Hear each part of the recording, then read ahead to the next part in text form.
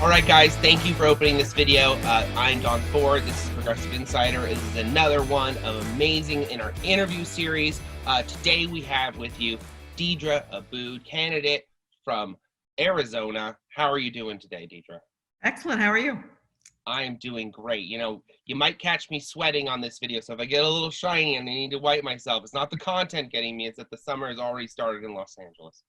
Pretty much all over the country, actually. Florida and Texas and Louisiana are already seeing records, like Wow. historical records.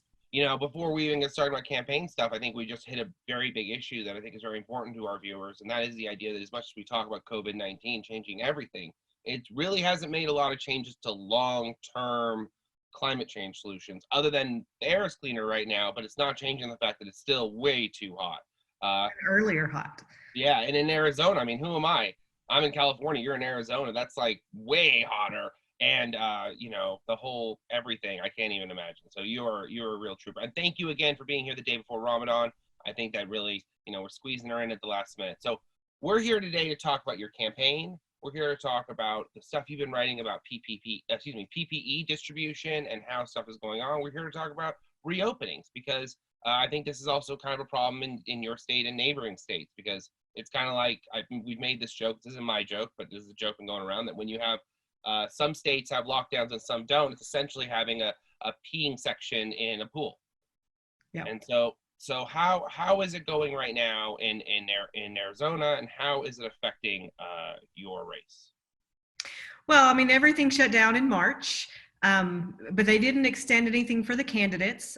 So you still had to have all your petition signatures in on the same day, even though we were under lockdown for 2 weeks before, almost 3 weeks before the petitions were due. So, you know, fortunately, even though I got in late, I only started in January, but we had our signatures, so the shutdown didn't affect us.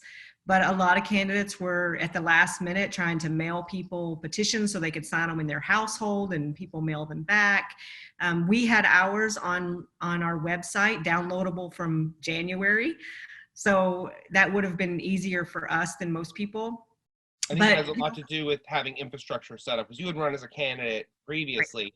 And this is the thing we've been talking about, because first-time candidates are having a much harder time compensating for C-19. That's just something that has totally been going on. So please continue. Right. So, you know, Arizona didn't extend any of the deadlines. New York did, for example, but they didn't extend any of the deadlines. They said, you know, everybody just has to have them in. You know, and then the media started going after candidates for trying to get their petition signatures in during a lockdown. So that was funny. And, you know, also candidates were trying to figure out how to go online, right? Because honestly, among the Democrats, we are just not technologically inclined always. So, you know, people were like, you know, how do I, you know, make a life? And we've been poo-pooing on social media for years, like, oh, you can't reach people through social media. Well, now that's pretty much the only way you can reach people. But from my last campaign to this campaign, we had a really strong social media game in the beginning. I already had 3 weeks out of social media planned when the shutdown hit. So I just got to, you know, just add relevant stuff as they were happening, but I didn't have to create something new in an emergency. I mean, that feels like the whole planning ahead of campaigns. And I guess this is not the year to come into the campaign late. I shouldn't joke about it, but it's such a terrible situation to come in late too. So yeah, you're very lucky. And you know, so Arizona didn't do any like online Google forms or anything to make it easier for you to get petitions. They actually just kept it the exact same way. And I wonder if we're going to see this across like Republican states, because they're not adjusting for the virus at all. So in 2017, Arizona state legislature passed a law that all petitions were going to be online accessible. So you could sign them and be verified as a registered voter and eligible to sign for that candidate online. But so in 2018, that went online for congressional candidates and state legislature. And we have a corporation commission, which is another statewide race. So 2018, that happened. But then the Secretary of State said that she ran out of funding, so she couldn't do the rest of the candidates, which would be county, and all the cities and towns and school boards and, all the local stuff. That'll make you absolutely crazy, because this is the whole, when you talk about things on a national level, you can't talk about things unless you go all the way down to the county and to the city. You just can't. And what they do as a method of control is, because the county officials have so much power. Like, you got to understand, all the viewers out here, the sheriff, unless they're removed by the supervisors, which they did in Los Angeles, but the sheriff is generally the highest law of the land in relation to federal state governments in this situation. So when these election officers control these county races that nobody's really paying attention to through the methods that she's describing, there's really not a lot you can do. And these people hold immense power and have huge budgets. And most people have never heard of them. I mean, maybe LA they have, but in Arizona, they've never heard of the Board of Supervisors. And even though the sheriff is elected, the County Board of Supervisors controls the funding for the sheriff's department. So the County Board of Supervisors they have power over the sheriff, other than just trying to remove him. Right. And this is the real issue that everyone needs to understand about when we talk about how Republicans or Democrats will act like they passed something positive, but then on the back end, the other side or they themselves will remove funding for either the action itself or enforcement. Or you'll also hear the whole, we're putting together a committee, and that is like, okay, so nothing's going to happen. Right. And so these are the things that Democrats do or Republicans do, politicians, we'll just say politicians. That's not really a party issue. Politicians do to make it seem like they're doing something, but still keep their, whatever the thing we're not seeing, happy. And Deedra, I've been talking about this thing with people about these, I haven't really discussed it too much. We've been loosely talking about, me and Carrie, about these invisible empires. And I imagine because you're in Maricopa County, you're dealing with a lot of invisible empires because of your former sheriff and all the other stuff that was going on. I can't remember what exact position he held, but I remember your county name seems very familiar to me at this moment. You can refresh my memory on that. So the county sheriff was Arpaio, so he was famous, and he was violating a lot of civil rights laws, and the County Board of Supervisors, who have power over that, were fully informed by constituents, attorneys, on a constant basis, and they wouldn't address it for years. And then finally, the sheriff was removed by election. But in the meantime, we've paid millions of dollars, like $10 million, for the lawsuits against Sheriff Arpaio. And some of those lawsuits are still in progress. And under the law, when a sheriff changes, but there's lawsuits pending, then the new sheriff's name has to go on the old lawsuits. So there are still lawsuits that are pending and going through the courts against Arpaio after $10 million. And that's just the fines for Arpaio. That's not even including that the Maricopa County Board of Supervisors also pays for all legal defense.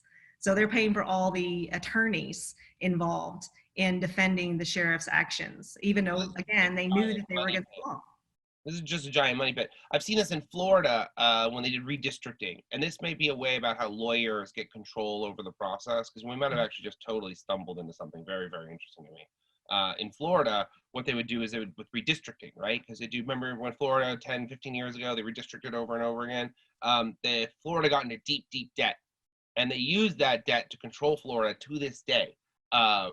Pretty intense. We'll get into that another time. I'll do an interview about it with someone. But the point is that what you're talking about is the same idea with the supervisors, where there's going to be all this massive debt going on, and they're going to control the supervisors. Well, at the same time, it seems like Arpaio was using the supervisors who were supposed to be his watchdogs as they became his own tool, which I suppose is, again, the problem we're seeing with the Trump administration right now, where we're seeing the CDC and all these groups that are supposed to be tools and watchdogs are sort of complementing the problems we're seeing there. Now that's got to be affecting you a lot, though, because you're in a red area, right? Well, we're definitely changing. I mean, you've hit on so many things I could talk about on this. So one is Arpaio did use the Board of Supervisors as a tool, but there were a couple of Board of Supervisors who did speak out about concern about what he was doing, and he started targeting them with his deputies. Like, they started monitoring their homes and following them, and that became a big deal. Secondly, that's got to be super oppressive for someone in your position, where you're looking at you're a candidate, you're running. I can imagine that became like a very threatening situation for some people. Well, I mean, for some people, yes. I mean, he even did that to the attorney general at the time. So, I mean, he didn't have any fear at all. Wow. The second thing is Arizona has a redistricting commission, which is supposed to be fair. So it's supposed to have so many Republicans, so many Democrats, and so many independents. Although we know this year it's very clear that a lot of Republicans have suddenly redid their registration to become independents in order to be able to be eligible for the redistricting commission. But an interesting tidbit is the redistricting commission only handles the congressional and the legislative districts. The Board of Supervisors, after the census, will draw their own redistricts for the county. They're not subject to the independent redistricting commission. Fantastic. That sounds terrible. Yeah. Okay, I mean, wow. it's so great. You know, you just have all this power and no oversight, and nobody even knows that you exist. So you really don't have any oversight. That's crazy. I mean, I consider myself to be fairly well informed. And what you're telling me is like, I'm like, really? Really? Wow, wow. And this is where people are always like, oh, this election doesn't matter. And this is why they offset election cycles. And this is why they make it harder for people to vote wherever they can, because there's just these immense budgets and debt and lawyers and it's crazy. Anyways, and power, right? There you are. And this is where we talk about the invisible networks. And I think you mentioned it with the sheriffs and all that sort of stuff. When you're running in these supervisor positions, you're going to see these invisible networks. People talk about like, why does Nancy Pelosi stay in her office things for so long? She only gets, you know, the 26. We interviewed Shahid Buttar just the other day, and we were talking about this, and I didn't get into this subject with him, but he kind of like hinted at it, that you see a lot of the invisible network, the stuff that we don't talk about, the things that aren't on FEC filings, the things that don't show up, that's very like neighborhoody. And I imagine when you're dealing with situations, you're dealing with a lot of leftover pieces of Arpaio's organization. I imagine a huge portion is still intact. I mean, yeah, to a certain extent, and he's running again, so that's going to be interesting. And he's running, and then his second in command is running against him in a primary. So it's all kinds of interesting. Another interesting thing is our county supervisors. They love to celebrate the fact that they're constantly sending money back to the state legislature as unneeded funds. So like basically they call it running lean. We're so good with the money that the money you sent us is more than we need, so we'll send it back to you. At the same time, we as a county haven't updated our infrastructure in years. Like our 30-year plan, which is a written plan, is basically life is going to be good. Let's have more investment from businesses come, but let's not, fix our failing bridges and roads and, infrastructure between cities. And this reminds me a lot of what we're seeing in Las Vegas right now. What we're seeing in Las Vegas with that mayor talking. I don't know if you saw the Anderson Cooper interview. I don't usually plug media stations larger than us, but what we saw the mayor do the other day, where they're trying to explain how we can open and get the hotel industry working, but somehow mention that casinos aren't a huge disaster at the same time. And I feel like it's the same Republican mentality of like, no, we have to do this good thing, and they're totally ignoring the bad thing it creates.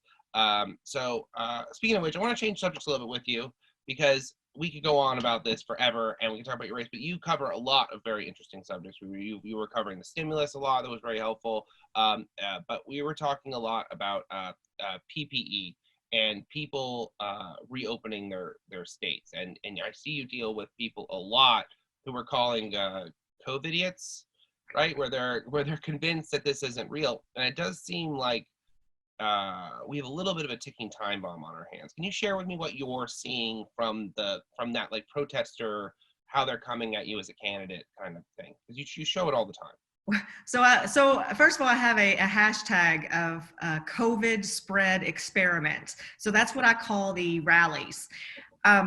That's really what they are. And I always say hashtag. I speak hashtag. So I always say hashtag COVID spread experiment will have the results in 5 to 14 days, which is exactly what's going to happen. We have these people who are out and saying, we need to get back to work. And while I totally get that as a person and as a politician, but we need to do it smart. Right. So yes, the scientists are saying that it's a problem, But even if you're going to be a state that says, you know what, sacrifices have to be made because it's not my mom, it's yours. At least say we need to have testing so that anybody who's sick at all gets tested. That opens up to not just the positives and negatives, but it really tells us where we are.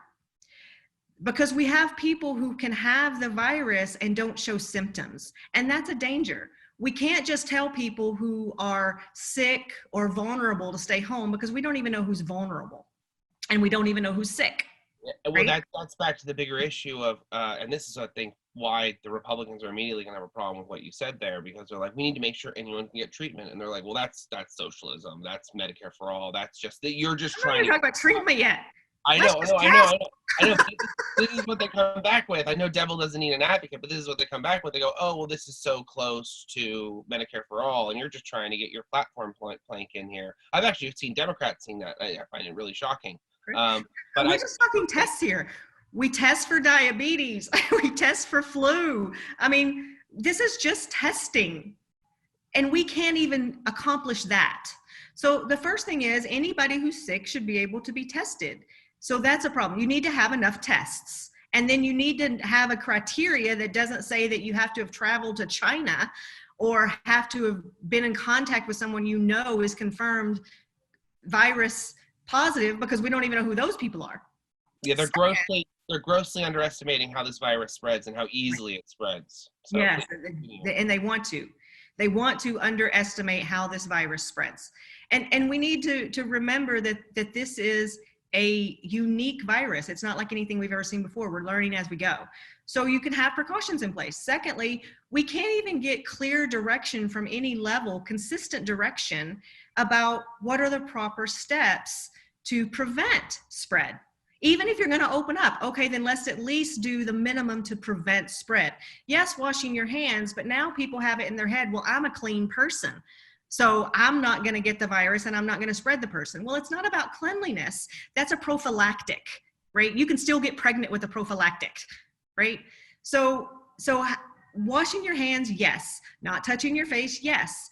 But when you have a mask on, yes, it is not 100% that you can't spread or receive the virus, but it cuts down. It's just like the game of the beanbag toss. You have beanbags and you have holes. You toss the beanbag, sometimes it gets in the holes, sometimes it doesn't. That's basically what you're doing with masks. You're basically just getting beanbags slammed at you the whole time you're out in the world. That's something that people need to understand. You're just getting pelted by tons and tons of beanbags in this metaphor, just to prove I understood what you were talking about. Yes, but the mask cuts down, and 2 masks cut down even more. Right. The distance between, but their studies are coming out that the distance is much bigger than what we think. And now a study just came out saying that potentially air conditioning air could spread it even further. So this is not about panic.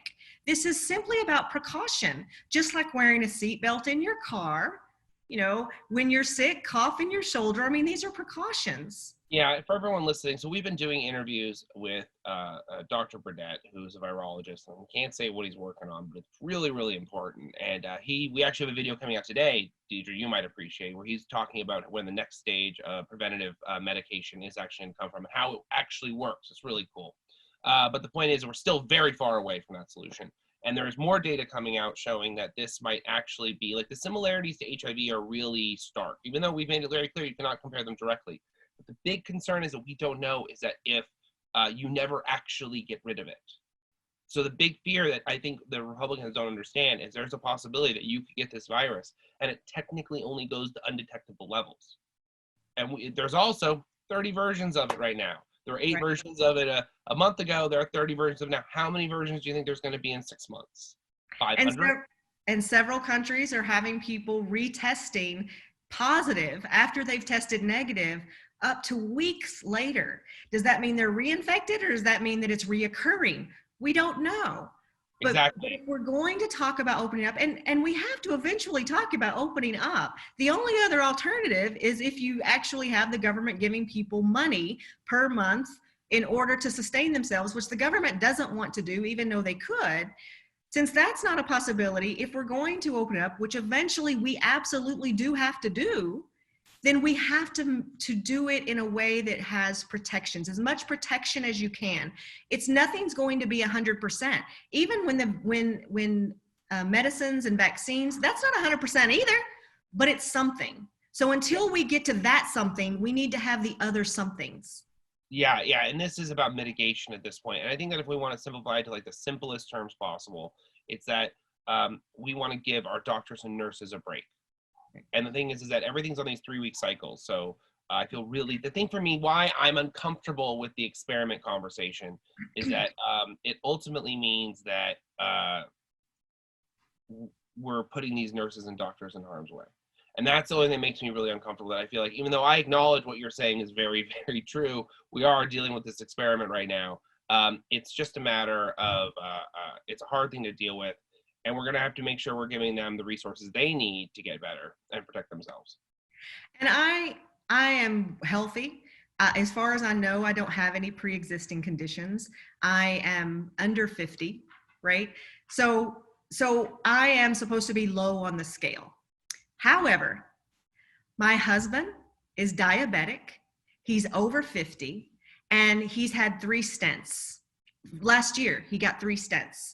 So this is not about whether I'm safe. This is about whether I can make him unsafe. I don't want him to be part of this experiment, and neither one of us signed on for that. One of our editor is kind of a producer too. Don't tell him I said that. He's in Ontario, and him and his wife is a nurse or a doctor. I've actually lost track, but she's working on the front lines there. And she has to sleep in a trailer outside the house to keep them separated. And he has to get phone calls from her about like, oh, we're the thing, and he has to like bring it out to her. It's very hard to watch. I think people are really underestimating the damage that this is doing to people's families and their lives and all this stuff. So it's very easy to sort of lose track of the human aspect and all of it. Yeah. Oh boy. So I'm sorry to hear about your husband, but it is so true that we're trying to protect people. And if you want to even break it down to a simpler mathematic idea, we're seeing what happens when just 1,000 people a day die in New York, and they're totally overwhelmed. If we had 5% of the population die, which is like roughly what it is, we just loosely infected everyone and let this go wild. That's still like 16.5 million people. And I mean, if you even look at it from a technical organizer standpoint, I'm like, what do you do with 16.5 million people? 16.5 bodies. Not to mention the family lives and the economic damage and the emotional toll and what it does to your workers and how many of them are doctors and how vulnerable this makes America. What do you do with 16.5 million bodies at one time? Yeah, I don't know. I don't know how you would handle that. I assume you get a new plague. So anyways, let's change the subject again. So for your race right now, what can people do to help you? Because you're clearly a voice that should be putting up the safeguards for, because we're talking about the Board of Supervisors where Joe Arpaio was, and they're supposed to be the balance and checks for this man or whoever comes next. His invisible network is still going to be in place to some degree, and putting you in place is knocking one of those, foundation poles out of the way. I mean, let me open that up a little further. So we also have the county attorney's office, which decided that known sexual harassment was not a problem, that they just needed reprimands in their files. And that's now lawsuits, which is costing millions of dollars in both defense and fines. So the Maricopa County Board of Supervisors is also over the county attorney's office.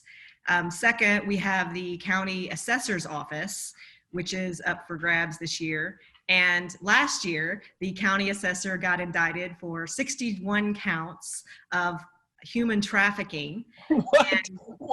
Oh my God, I was not prepared for that. Human trafficking? Human trafficking. 61 counts in 3 states. Oh, I was prepared for so much. I had the worst habit of laughing at the things I shouldn't. It does kind of lighten the mood a little bit, but it's just like, oh my goodness. Oh right? my So goodness. the county board of supervisors said that they didn't have the power to fire him, What? and that they decided to reinstate him because he wasn't yet convicted, even though he was indicted. But they ended up having to change course because when they did an audit, they found out he used county resources in his fraud. He also defrauded Medicaid of $800 million in his human trafficking.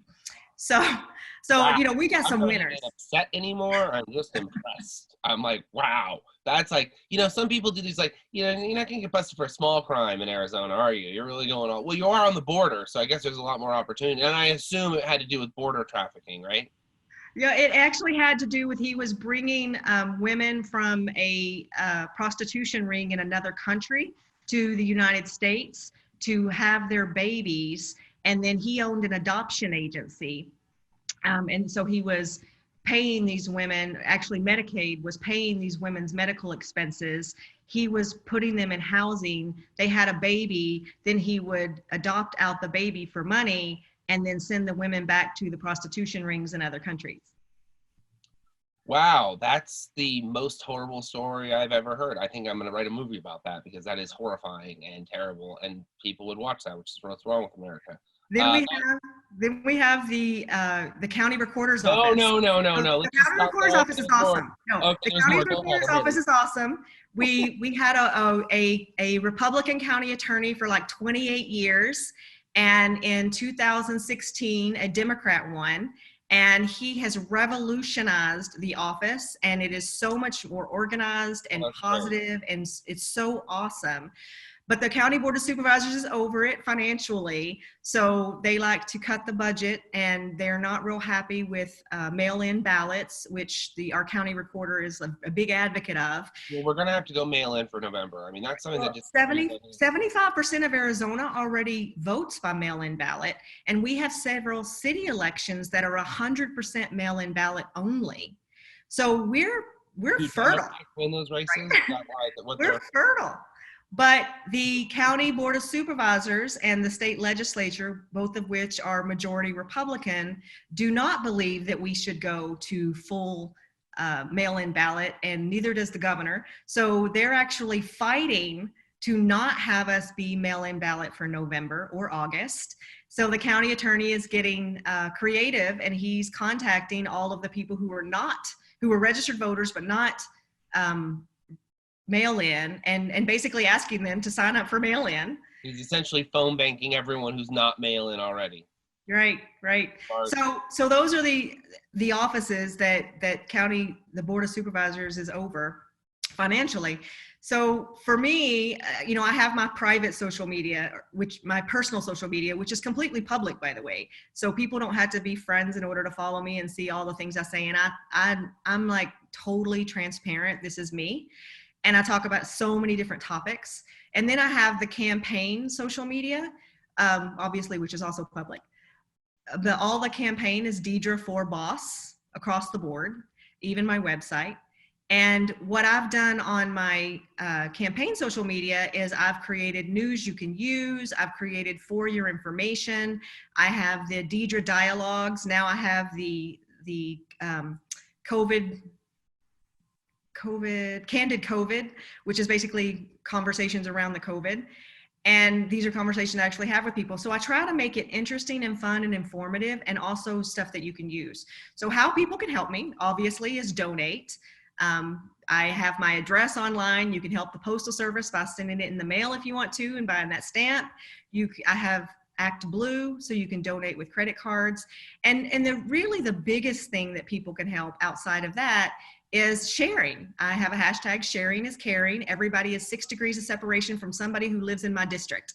So anybody can donate to me. If you are a US citizen or a green card holder anywhere in the world, you can donate to any candidate in the United States. I also, as a local candidate, we have higher cutoff points for the donations. Ours is like over 6,000. So as a US Senate candidate, it was like 2,500. So, we're going to have to do a lot of phone banking. We may not be able to do physical canvassing, so we're going to have to depend on more literature, not necessarily randomly mailing to people, because I throw all mine away. And all the studies that I've seen say that that's just a waste of paper and money.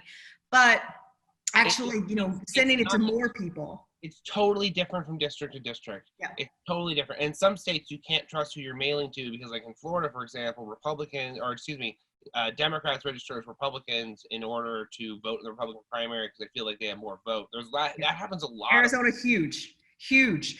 We have so many Democrats who are registered as Republicans because they somehow think that the Republican primary is more important than the Democratic primary. I've heard it in tons and tons of Republican states. It's such a thing, and it really hurts progressive races because we need to win these primaries, and it really is damaging. And I feel like if someone ran like a nationwide, I wish we had Bloomberg money to run. God, we could have actually really done something good with the money he wasted on. Or if he had done what he said he was going to do in Arizona, which was pay people all the way through November and have them actively engaged in local elections all the way through November.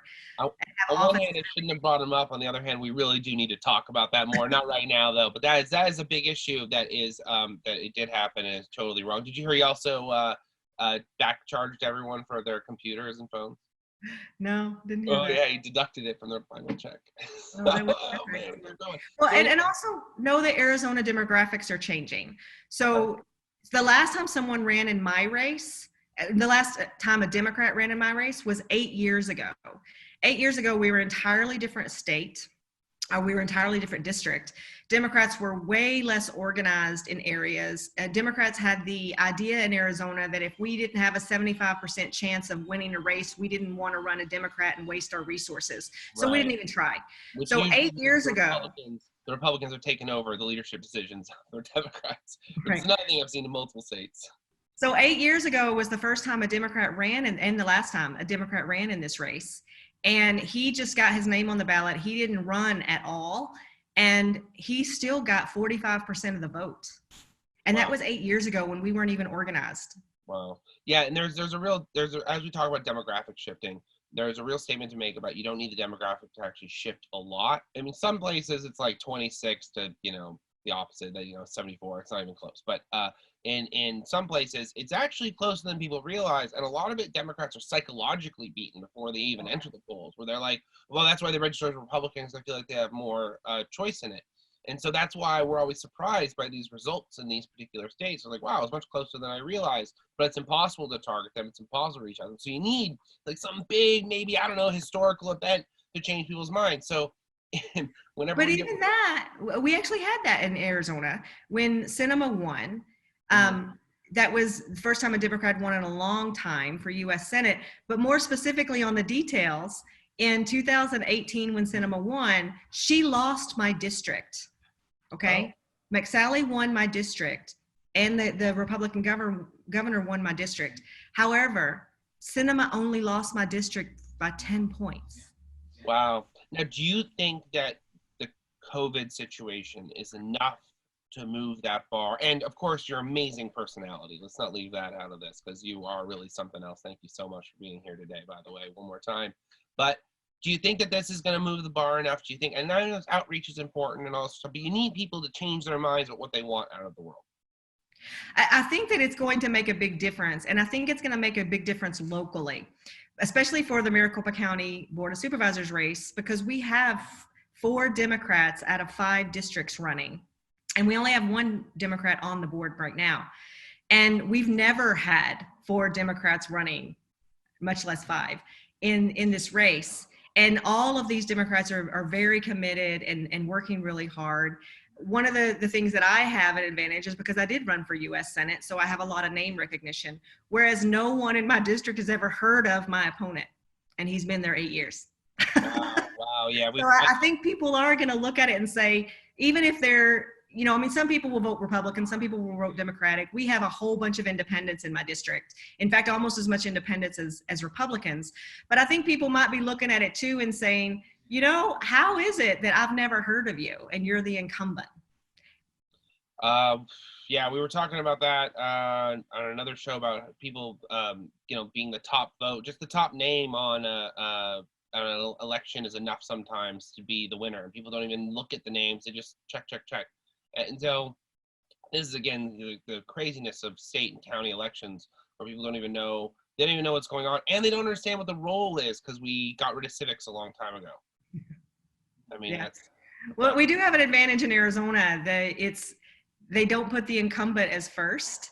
There's a lottery in each county, within the county, each precinct, and so my ballot and someone in a different precinct, the names may be in a different order. It's like a lottery. right. So they're kind of trying to take away the idea of, the first or the second choice automatically win. So Arizona does actually have some real advantages, but how are you going to use those advantages in your race? Because there are a lot of challenges right now that candidates are facing, and I think that if there's something we want to really close with today, it's what did you learn in your previous race? It was a good, important race that you're able to use right now. The number one thing that I learned is how important social media is, and how important non-boring social media is, which I think, is a real hard mountain for people to climb. Two, Deedra is everywhere. That was our hashtag. And that's a little hard in COVID. That was our plan. It was going to be 1,600 miles instead of 75,000. But we had to reevaluate that. So we are heavily focused on the social media part. Obviously the phone calls, encouraging people to, sharing is caring, recognizing that just because you don't live in my district doesn't mean that you don't know someone who does. And if I can give you the news you can use, or the for your information, or the funny conversations, or anything like that inspires you to want to share that we're all 6 degrees of separation. Then also in my district, I have 10 legislative districts in my county district, all partials, but I have 2 really big legislative districts where I have almost all of their precincts. And those are pretty much two of the most active legislative districts in my county and in the whole county. And so they already have a network too, and they're county focused. So they decided that the things that they were going to do this year before COVID, they said, we're going to focus on state legislature and we're going to focus on county. And as I always say, we can't determine what happens at the top of the ticket, but we can determine what our local defense is going to look like. So having 2 really strong legislative districts who are active, connected, also very powerful on social media, they're doing postcards and all. Then I have the county Democratic Party behind me, as well as they decided this year the only thing they're working on is county races, nothing else. They're leaving everything else. The state party can do it or not, but they're going to work on the county. So with all of that, that's super smart though. We don't see enough of that, where it's almost like stay in your lane politics that works. Yeah. Because you still will have effects on these other things, but you really want to focus on your little piece that you were elected to focus on. Right. It's an up ballot year. It has to be an up ballot year. You can barely even have conversations about the presidential candidates. I mean, everybody is so entrenched in their concepts. But if you start talking to them about local races, y'all can actually have a conversation, even with people who would spit on you if you were talking about presidential races. You can talk to them about local. So we can connect on local, we can find common ground, we can get up ballot, and that's what's going. And honestly, in Arizona in 2018, that's what happened with Sinema. We ended up with 4 statewide Democrats winning races that Democrats don't win. But when you look at the numbers, every single one of them won because people were excited about a local city or state legislature candidate, and they all came out for those people and voted up ballot. Yeah, that's just a real important conversation for people to have. And I think that like Democrats that are trying to get the Bernie Crat vote right now a little too fast, just a little something for all my Bernie Crat friends out there. They're trying a little hard to get our vote without the whole concept of like, well, why don't you help us with all of our various down ballot candidates? And then they're like, no, you're supposed to help us. And like, no, but this isn't, we got to like hold hands and like work together and stronger together, right, guys? We'll see. Right. So, what have you done for me lately? Yeah, but it sounds like it's working for you. So it's good to see. And this is something actually, and we'll kind of like close on this thought for everyone. This is something we see in the difference between red states and blue states. And that red states have a tendency to come together a little bit more to fight the enemy, while blue states are all seeing themselves as the enemy. And so it's this whole, it really changes the dynamic. Find a reason not to vote for our people. Right.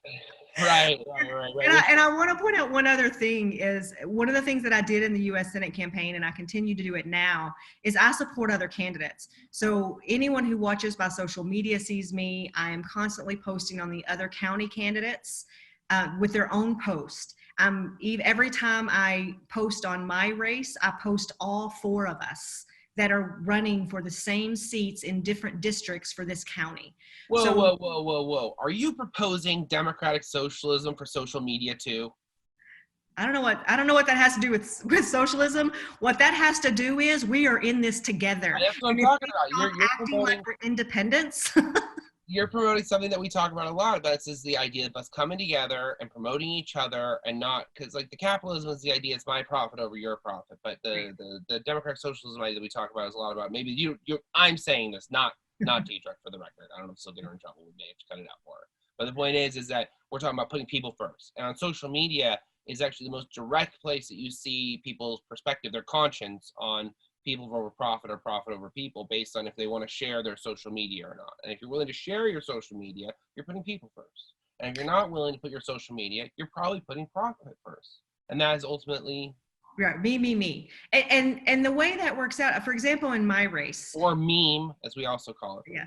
Sorry. In my race, we have 5 candidates. 4 of them are Democrats. 1 of them is already on the board. So right now you have a 4-to-1 split, Republican Democrat. If the other Democrat wins, which he will because nobody's running against him actually, and if he wins and just I win, there will be 2 Democrats to 3 Republicans. We will still be powerless. So do I want to win because I'm so arrogant and self-centered that it's all about me? Or do I want to make a true change, which requires me to bring at least 1 other person with me to this board? True, it's really true. And this is the whole Dementor philosophy, right? Like, don't just go by yourself, take someone with you. And Yeah. that's the whole concept of how you get involved, and that everyone's like, oh, it's so hard. I'm like, well, did you go alone? And they're like, well, yeah, of course it's hard. I will never change. If me and Steve are the only people on the board, there will be no change because we will constantly be outvoted. And then there will only be discontent towards you because they'll feel like, oh, people came together and it'll be easy to unseat you. And then you said you were going to change things. Right. Which is something that I'm having to talk to people now. They're like, why aren't the Democrats doing more in Congress? I'm like, because they're a minority party. And when you're the minority, the majority outvotes you. So minorities don't have power. And when you're a minority telling me this, I feel like this is a concept you can understand.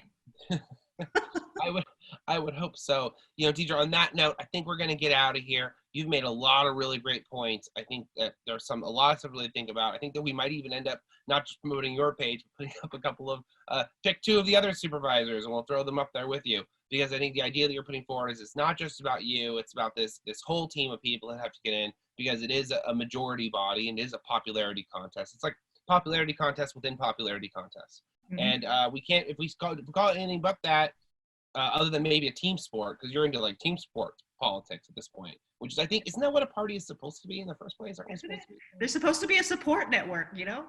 Right. Well, we're gonna have to work on that, because I think, but it sounds like you're getting the support you need, and that's because you sound like a great candidate. I knew that already, but you also sound like one. And I hope that the people watching this are gonna go check out your website and check out what you're doing, especially if they're in Arizona. We put up together a list of Arizona Bernie-crats and who was working and who wasn't. We had actually spoken about that. We're trying to get that promotion out, but we cannot forget about these county board levels, especially in places like Maricopa County, which, if you remember 2016, the voting stuff there was just a total tragedy. And we need to do whatever we can to make sure that these voices, especially the people of color, are being heard, because there's a lot being done to make sure they're not heard. So Deedra, I want to thank you again for being with me today. I am Don Ford. This has been Progressive Insider. Please check out some of our other videos. We're working really hard on our Patreon. Carrie has, so please go check it out. I'd like to thank Dean Martin, our first major Patreon contributor. Dean, everyone knows your name, man. I just got used to it. So that's it, man. That's the end of the video. You guys have a good one.